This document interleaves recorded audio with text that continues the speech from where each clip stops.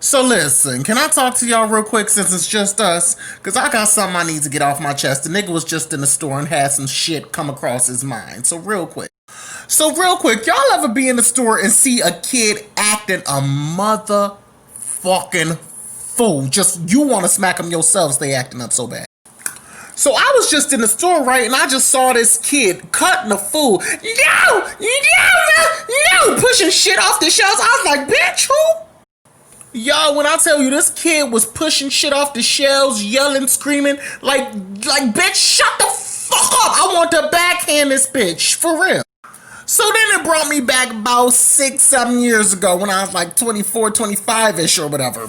Right? No, 26, whatever. I was that age. Now, at that age, I was dealing with kids with autism and shit like that. Now, don't twist this story up, by the way. Them still my babies, but this particular day, them bitch was cutting up. So this one particular day, me and this other girl took two of the kids out shopping. Now, you supposed to take them out, get them involved in a society and shit, whatever. Now, usually I'm good with all kids. I don't care. It don't even matter. I'm good with usually all kids. So I was like, it don't matter who I take in the store. We gonna split up, whatever. So I took one of the more active kids in the household, right? I believe he was like the eldest in the household too. Some shit like that. But it was whatever. I was like, this my little nigga. Come on.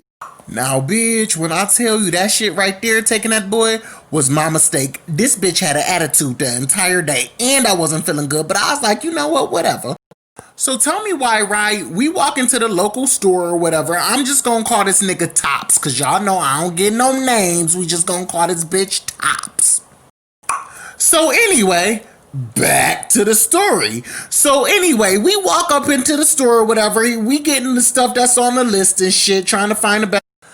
Now, when I tell you, right, we get over to this display case of peanut butter. I'm like, all right, whatever. He didn't want me to get bananas.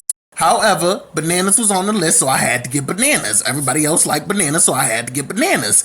And I told him to move up so he didn't see the bananas, and I snuck the bananas in the cart.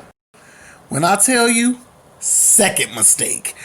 This bitch turned around and saw the bananas, flipped the fuck out, let me tell you. He started cutting the fool. This bitch kick over the peanut butter display case, throw himself in a bucket of cheese. It was like, you know, the little display case of cheese.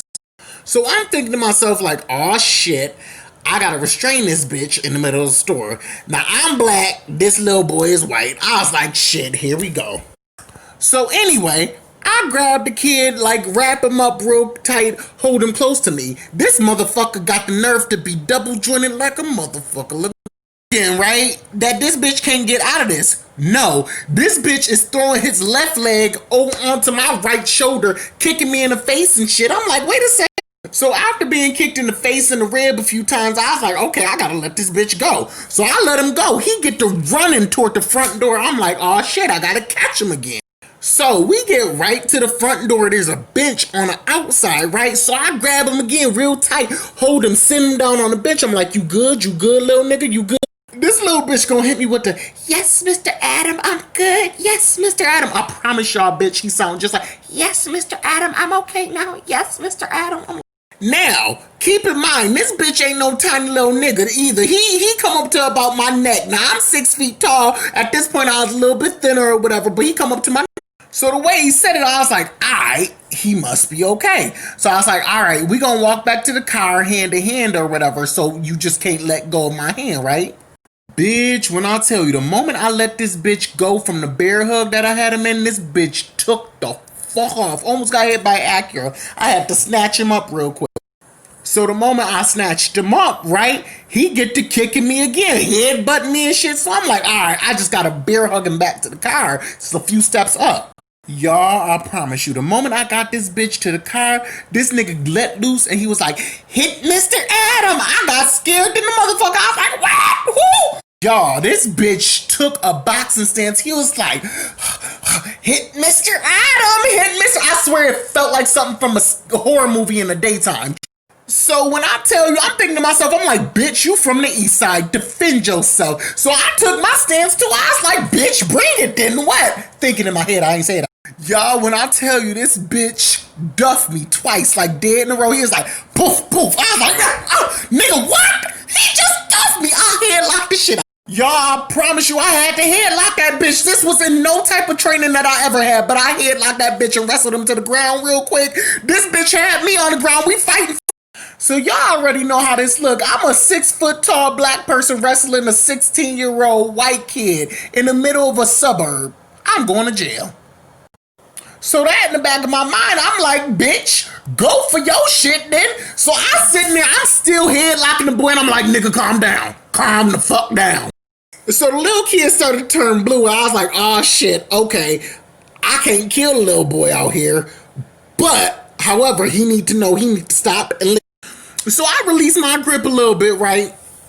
And I was like, okay, you cool now? You cool, Tops? You gonna relax? He was like, yes, Mr. Adam, yes. So this time he was really telling the truth. He was relaxed. We stood up both. My arm all bloody because he was like, when I had him in the headlock, he was rubbing back and forth and scraped up my arm on the pavement.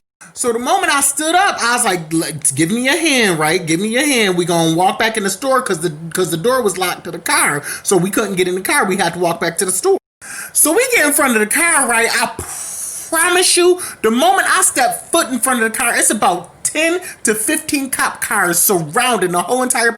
I'm like, oh shit, bitch, here we go. My ID back at that house too. I don't have anything on me.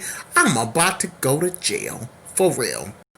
Fortunately, the moment the cop was like, let me see your hands, let me see your hands. And I was trying to tell him I can't raise my hands because the kid, if I let him go, he gonna take off. And I was trying to tell him. But fortunately, when I said that though, the bitch that was in the store with the other kid came out and she was like, oh my God, what's going on? I swear for God, I want to pop her in the lip too, because she wasn't supposed to go that far either. She was supposed to be close by, but she ain't do it. I want to hit her or trip her. I can't hit a female, but I tripped it. So anyway, we get back to the house. I clean my arm up. I was bitter as shit. I want to fight everybody, but I didn't. I composed myself. I was good. Anyway, the moral of the story is, check your motherfucking kids. You might need to headlock the bitch once in a while, but I promise you it'll get them to listen. Just headlock them one good